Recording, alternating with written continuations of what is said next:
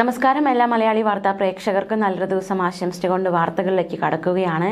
കഴിഞ്ഞ ദിവസം നമ്മളെ വേദനിപ്പിച്ച ഒരു വാർത്തയാണ് കഴിഞ്ഞ ദിവസം രാത്രിയോടെ പുറത്തു വന്നത്. നടൻ കലാഭവൻ നവാസിന്റെ മരണം ഒന്നടങ്കം ഏവരെയും നടുക്കിയിരിക്കുകയാണ്, വിഷമത്തിലാഴ്ത്തിയിരിക്കുകയാണ്. 51 വയസ്സായിരുന്നു അദ്ദേഹത്തിൻ്റെ പ്രായം. അഭിനയിച്ചുകൊണ്ടിരുന്ന പ്രകമ്പനം എന്ന സിനിമയുടെ ഷൂട്ടിംഗ് കഴിഞ്ഞ് ചോറ്റാനിക്കരയിലെ ഹോട്ടൽ മുറിയിലെത്തിയതായിരുന്നു അദ്ദേഹം.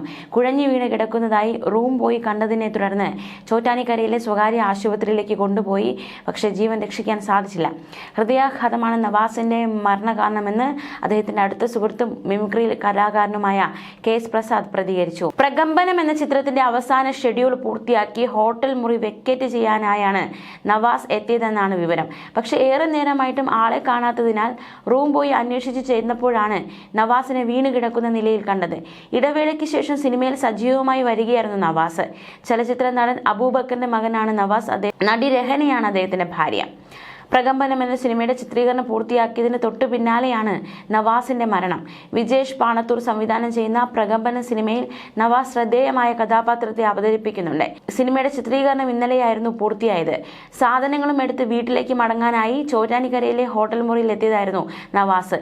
മറ്റ് താരങ്ങൾക്കൊപ്പം നവാസും കഴിഞ്ഞ 25 ദിവസങ്ങളായി ഇതേ ഹോട്ടലിൽ തന്നെയാണ് താമസിച്ചിരുന്നത്. എന്നാൽ മറ്റ് താരങ്ങൾ മുറിയൊഴിഞ്ഞിട്ടും നവാസിനെ ഏറെ നേരം കാണാനില്ലെന്ന് കണ്ട് റിസപ്ഷനിൽ നിന്ന് അദ്ദേഹം താമസിക്കുന്ന മുറിയിലേക്ക് ഫോണിൽ വിളിച്ചുവെങ്കിലും എടുത്തില്ല. നവാസിനെ അന്വേഷിക്കാൻ എത്തിയ റൂം ബോയ് വാതിൽ തുറന്നു കിടക്കുന്നതായാണ് കണ്ടത്. നോക്കുമ്പോൾ നവാസ് നിലത്ത് വീണ് കിടക്കുന്ന നിലയിലായിരുന്നു. നവാസിനെ ആശുപത്രിയിലേക്ക് കൊണ്ടുപോയപ്പോൾ ജീവൻ ഉണ്ടായിരുന്നു എന്നാണ് ഹോട്ടൽ ഉടമ പറയുന്നത്. നിലവിൽ മൃതദേഹം ചോറ്റാനിക്കരയിലെ സ്വകാര്യ ആശുപത്രിയിൽ സൂക്ഷിച്ചിരിക്കുകയാണ്. താരസംഘടനയായ അമ്മയുടെ അടുത്തിടെ നടന്ന ജനറൽ ബോഡി യോഗത്തിൽ അടക്കം നവാസ് സജീവ സാന്നിധ്യമായിരുന്നു. മലയാളത്തിലെ നിരവധി നടന്മാരെ പോലെ മിമിക്രി വേദിയിലൂടെയാണ് നവാസിന്റെ കലാജീവിതത്തിന്റെ തുടക്കം. 1995 പുറത്തിറങ്ങിയ ചൈതന്യം എന്ന ചിത്രത്തിലൂടെയാണ് സിനിമ അരങ്ങേറ്റം. മിമിക്രി കലാകാരന്മാരുടെ ജീവിതം പശ്ചാത്തലമാക്കുന്ന മിമിക്സ് ആക്ഷൻ 500 എന്ന ചിത്രവും അതേ വർഷമെത്തി. ഹിറ്റ്ലർ ബ്രദേഴ്സ്, ജൂനിയർ മാൻട്രേക്ക്, മാട്ടുപ്പെട്ടി മച്ചാൻ, ചന്ദാ മാമ, തില്ലാന തില്ലാന തുടങ്ങിയ ചിത്രങ്ങളിലെ റോളുകൾ ശ്രദ്ധിക്കപ്പെട്ടിരുന്നു. ഡിറ്റക്റ്റീവ് ഉജ്ജ്വലനാണ് അഭിനയിച്ച ഏറ്റവും ഒടുവിൽ പുറത്തിറങ്ങിയ ചിത്രം. താരസംഘടന അമ്മയുടെ അടുത്തിടെ നടന്ന ജനറൽ ബോഡി യോഗത്തിലും നവാസ് സജീവ സാന്നിധ്യമായിരുന്നു. അതിനാൽ തന്നെ പ്രിയ സഹപ്രവർത്തകന്റെ ആകസ്മിക നിര്യാണത്തിന്റെ ഞെട്ടലാണ് സിനിമാ ലോകം. മലയാളം മിമിക്രി വേദികളിലെ നിറസാന്നിധ്യമായിരുന്നു കലാഭവൻ നവാസ്. മിമിക്രി രംഗത്തെ കുലപതികളായ കലാഭവനിലൂടെയാണ് നവാസ് വളർന്നത്. കോട്ടയം നസീർ, അബി തുടങ്ങിയ പ്രഗത്ഭരോടൊപ്പം നിരവധി വേദികളിൽ നിറസാന്നിധ്യമായിരുന്നു നവാസ്. കേരളത്തിലും വിദേശത്തുമായി നിരവധി വേദികളിൽ മലയാളികളെ ചിരിപ്പിച്ചു. കലാഭവന് ശേഷം കൊച്ചിൻ ആർട്സിന്റെ ബാനറിൽ സഹോദരൻ നിയാസ് ബക്കറുമായി നിരവധി മിമിക്രി ഷോകൾ ചെയ്തു. മിമിക്രി വേദിയിൽ നിന്ന് സിനിമയിലേക്കായിരുന്നു നവാസിന്റെ കലാജീവിതം. ഏകദേശം 500-ലേറെ വേദികളിൽ കലാപരിപാടി അവതരിപ്പിച്ചു. 1995 ചൈതന്യം എന്ന ചിത്രത്തിലൂടെ തുടങ്ങി. പിന്നീട് ഏഴരക്കൂട്ടം, മിമിക്സ് ആക്ഷൻ 500 തുടങ്ങിയ ചിത്രങ്ങളിലൂടെ പതിയെ സിനിമാ രംഗത്ത് ചുവടുറപ്പിച്ചു. മാട്ടുപ്പെട്ടി മച്ചാനിലെ കഥാപാത്രം പ്രശംസിക്കപ്പെട്ടു. 30 വർഷത്തിനുള്ളിൽ 40-ലേറെ ചിത്രങ്ങളിൽ വേഷമിട്ടു.